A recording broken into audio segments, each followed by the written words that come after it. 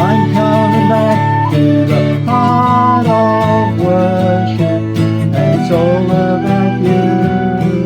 It's all about you, Jesus. I'm sorry, Lord, for the things I've made. When it's all about you, it's all about you, Jesus.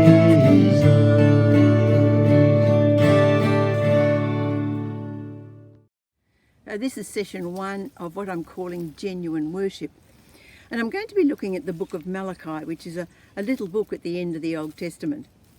And the reason is that Malachi had a message to the people that their worship was hollow and it was dishonouring to God.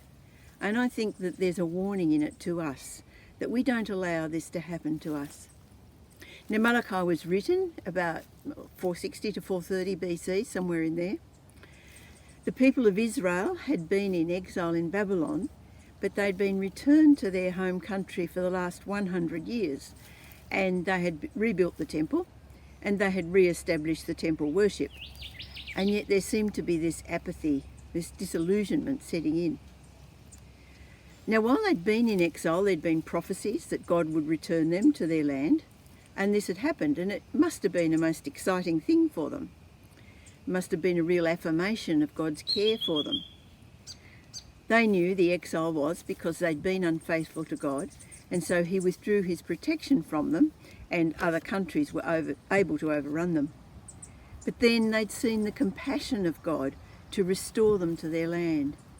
Now surely they would have learned their lesson, but it appears not. Their political system was corrupt, their economy was going badly, and so they began to question, how can God really love us? And that's where the book of Malachi really starts. Verse 2 of chapter 1 says, I have loved you, says the Lord. But you asked, how have you loved us? Now God's answer seems rather strange because he refers back to Jacob and Esau, who were the twin sons of Isaac. Esau was born first, and as such, he would have what they called the birthright. And that is that when his father died, he would be given the major portion of the property, but with that went the responsibility that he was then responsible for the well-being of the rest of the family. He'd become the patriarch of the family. But God chose Jacob, the younger one, to be the ancestor of the people of Israel. As they grew up, Esau had proved to be unsuitable. Firstly, he married Hittite women, which God did not allow. And then one day he came in from hunting in the field, and Jacob was cooking a stew, and Esau smelt this yummy stew cooking, and he said he wanted some. And Jacob said, okay, I'll give you some stew if you will give me your birthright. And Esau immediately said, yep, that's okay. In other words, Esau gave in to instant gratification, and he despised the birthright rather than seeing it as a real sacred trust. And then we later see his nature when he realised that his father Jacob had given the blessing, Isaac had given the blessing to Jacob. Instead of realising his folly, realising what he'd done, he got mad with Jacob and wanted to kill him, so Jacob had to flee.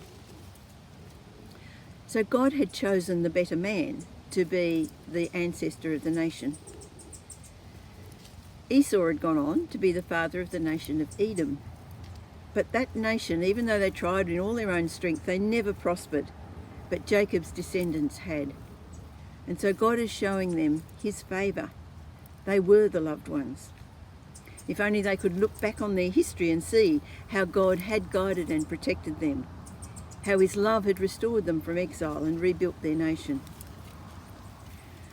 The danger facing us is that when things are not going well, we start to think, well, God can't love me. And it's a dangerous thing.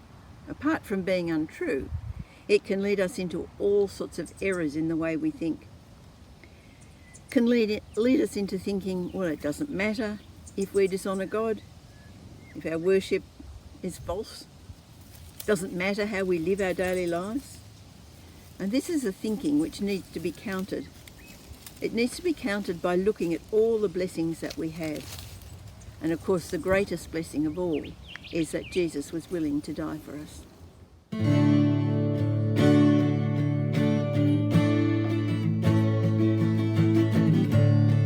When the music fades and all is stripped away, and I simply come, longing just to bring something that's a word that will bless your heart.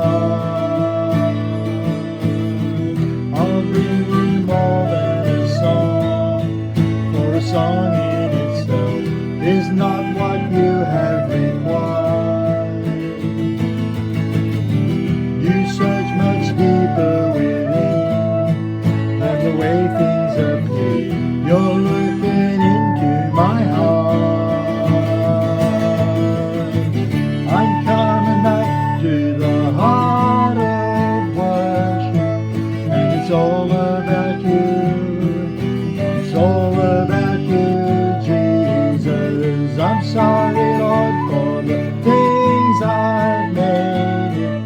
When it's all about you, it's all about you, Jesus.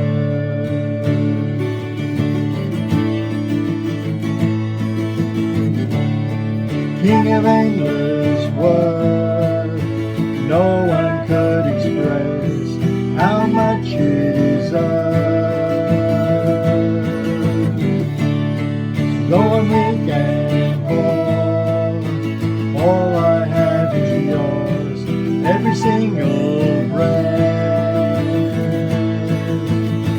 I'll bring you more than a song, for a song